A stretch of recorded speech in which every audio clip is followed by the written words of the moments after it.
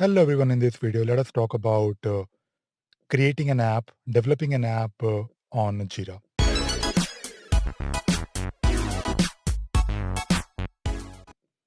So in case you want to start the development work, you want to create your own app, you can do it.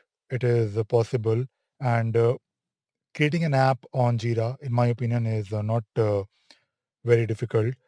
If you have done some development work in the past, maybe on any Java platform, maybe you have developed mobile apps, then you will find it even easier. If you know Java, then it is great. It will be not very difficult for you. Even if you don't know Java, but you have done some programming or you have some background in doing development, uh, that will definitely be helpful. So in this video, I want to talk about first how to start the development of Atlassian apps. Let us talk about Jira or maybe Confluence and cases when you should not develop an app and purchase an app or add-on from marketplace. Well, first of all, to develop an app, of course, you need a computer, you need a laptop. Uh, it should work on both Windows and Mac. I personally use Mac, especially for developing Java-based applications. So, and by the way, we are talking about server, developing an app on server. I don't have massive experience developing apps on cloud. Although I'm not really a developer, but I still know a bit about doing development on the server, Jira server version. So for developing an app, you can use Windows or Mac.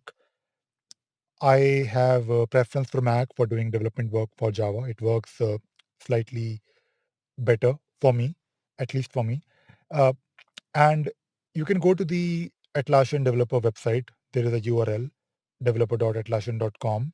And if you go to this website, they have amazing, really good documentation of how to get started.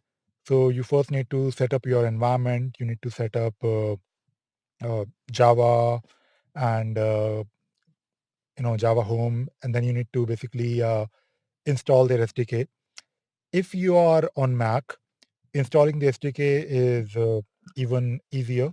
I use Homebrew, and it is quite simple and straightforward. You just type in the command and you're done. I'm not sure about Windows, but if you follow the documentation, you will figure out how to do it. You need to, of course, install Java first, set up some environment variable, and then install the SDK. So once your SDK is ready, then you can start following their tutorial. They have step-by-step tutorial for creating a simple app just to add maybe a menu item or maybe to display a panel. And when you are developing an app using Atlassian SDK, you have a lot of different options, like different type of things that you can do from this app development. For example, if you want to add a condition in the workflow, or maybe you want to add a validator, for example. So there are plenty of things that you can do. You can modify the UI, you can add more functionality, you can have your own your own configuration page. And if you follow this tutorial, it will take maybe a couple of days, but or maybe a bit more. It depends how much time you are willing to spend. But if you follow their tutorials, they have plenty of tutorials, they have plenty of recipes, and you just need to copy them and paste them. Of course, try to do it step by step so you'll also learn. But once you finish that, you will have a really good understanding of how apps are developed and how you can do different type of things using this Atlassian SDK. So once you do that, at the same time, also start exploring the Jira API. So you have Jira REST API and you have Jira internal API. So once you take a look at the Jira Java APIs, you will understand how to basically interact with Jira uh, at a different level because you can do few things. No, you can do a lot of things with the REST API, but you can do a lot more things with the Jira Java APIs. So also get familiar with the APIs, and then of course you can think of different things that you can potentially do with your app. What I do personally, I try to replicate things that I can do with an app. For example, I have to, let us say, create a new form where I am taking some input from the user, or maybe have to display a dialog box, something similar to a transition screen, or maybe if I have to create a new dashboard gadget, for example, or create a new project report. So there are plenty of things that you can do with the app. Now, in fact, you can do a lot of things with the app development, more than you can potentially do with purchasing an add-on. Now, let us talk about cases when you should not bother about app development. Well, first of all, if you're doing this development work, you of course need a developer. If you are a company and you are trying to solve a problem with Jira, you must be wondering that I have maybe few free Java developers that can do this work, but also at the same time make sure that you also need to maintain your app, because you can develop it. That is, of course, one-time effort. You can make sure that it works on, let us say, Jira 7.13 or maybe 8 version, which is now the latest version, 8 dot something. Now you can definitely do this development, but also remember that Jira keeps on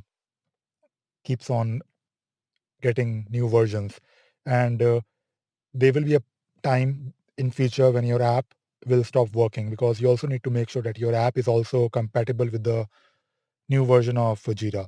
So that is something that you should be aware of, that you need to maintain the app. You need to also update it, keep it in sync with the new versions that are coming, and you need someone. And when you need someone, there is an effort, there is a cost involved.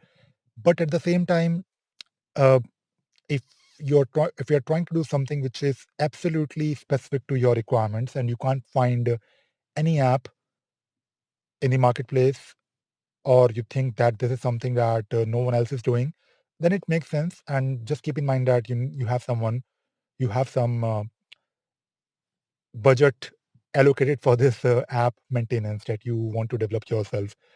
If you want to do something which is industry standard, or a lot of people are doing it, then it is better to just purchase an app. It will be much cost effective.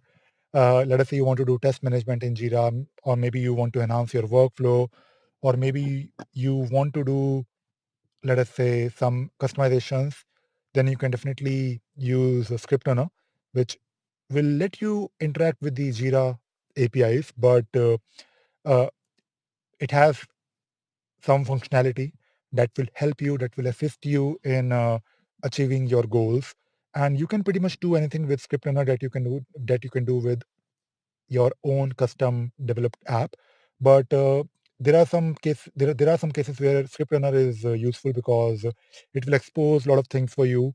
Let us say if you want to do some scripted fields, or maybe you want to do something with the workflow, then doing those small things here and there is much more handy and convenient with the script runner when you compare it with writing your own app. Because when you are using script runner, you are basically using a version that is compatible with your Jira, and you're writing your code in Groovy, which is mostly through UI.